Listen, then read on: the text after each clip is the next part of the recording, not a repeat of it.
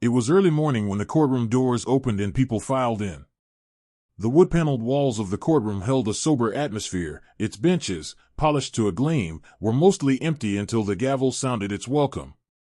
The judge, stern but fair, sat behind her elevated bench, eyes scanning the room before turning to the clerk.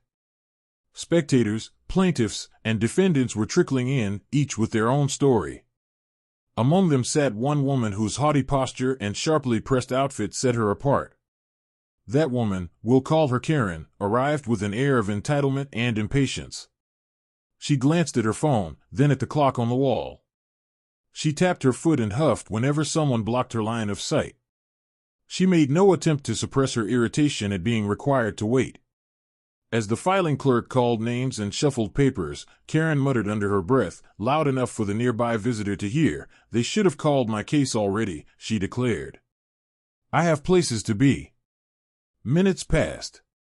The judge's clerk finally called Karen's name, case number 547B, Jones versus Smith. "Karen Taylor, please approach the bench." Karen rose, bomb in hand, slung it over her shoulder, and marched forward with heavy steps. Her face was flushed, her cheeks pink with anger disguised poorly as composure. She clasped her hands together, cleared her throat loudly, and glared at the opposing party, a quiet man who looked cautiously uncertain. The judge nodded at her and said, "Miss Taylor, please state your opening remarks."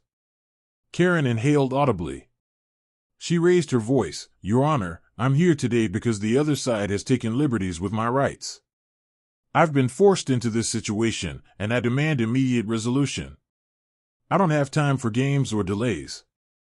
Her words were polished but bristling with edge. The judge listened, expression unmoved.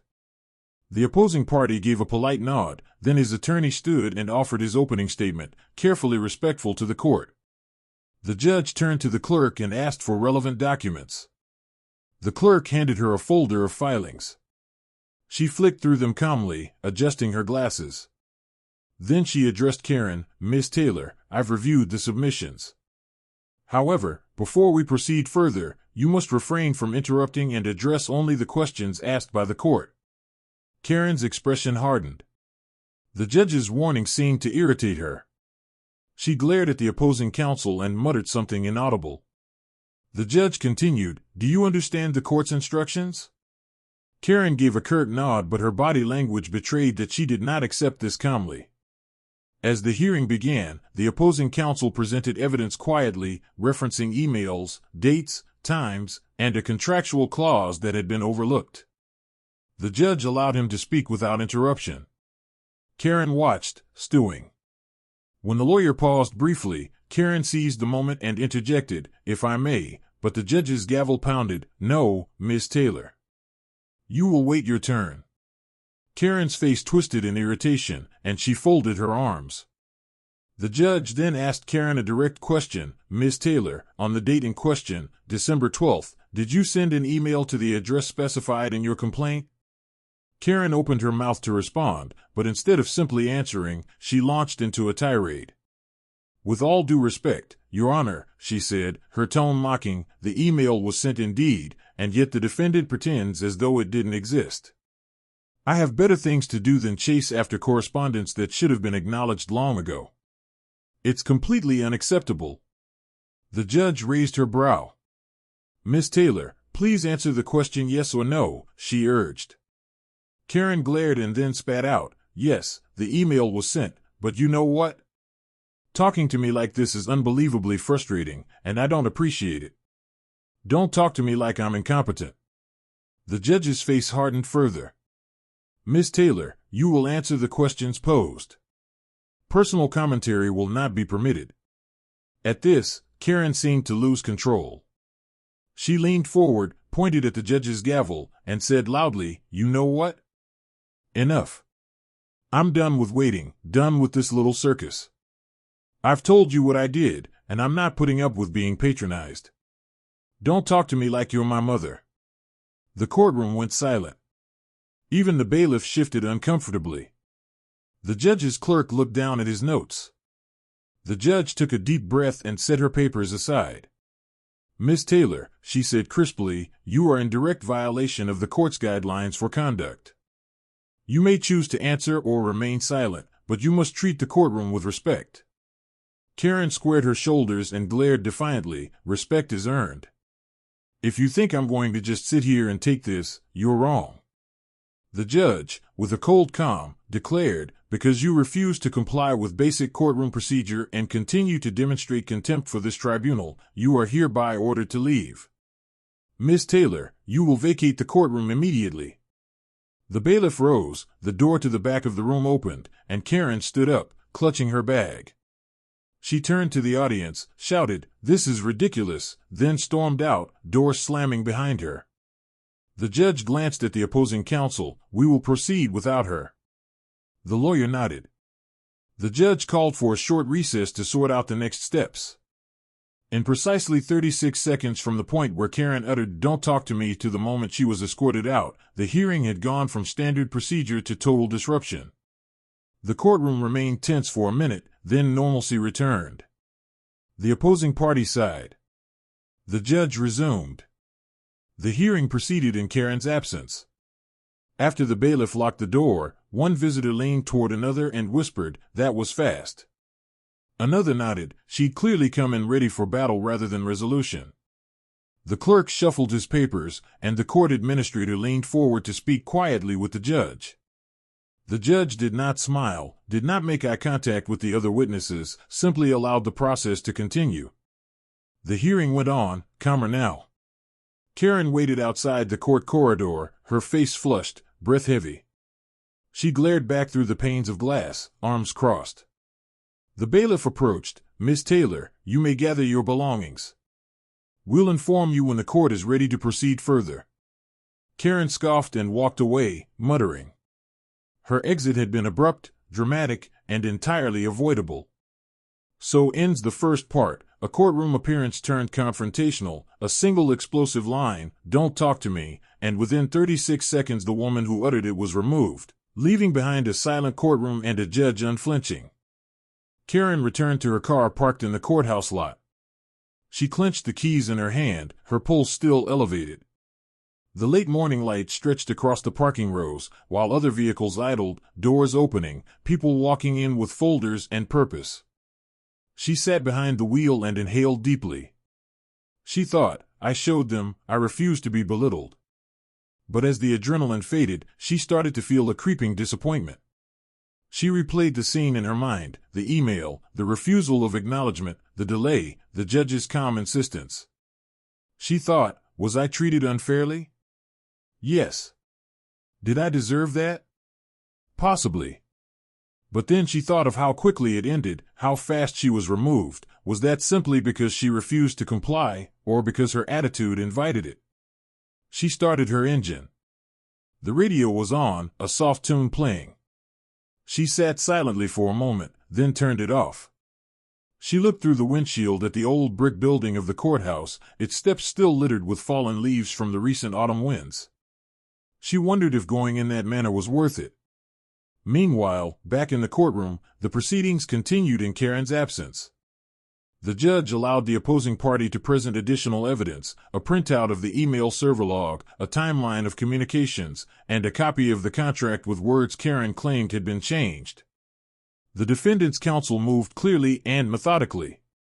The judge called a recess to give the absentee side a chance to respond. Though Karen had been removed, her case was not dismissed yet. The administrator asked one of the clerks to notify Karen of the next date and give her instructions. She must appear in a respectful and orderly fashion, or the court may sanction her further. The clerk printed the notice and handed it to the bailiff to send.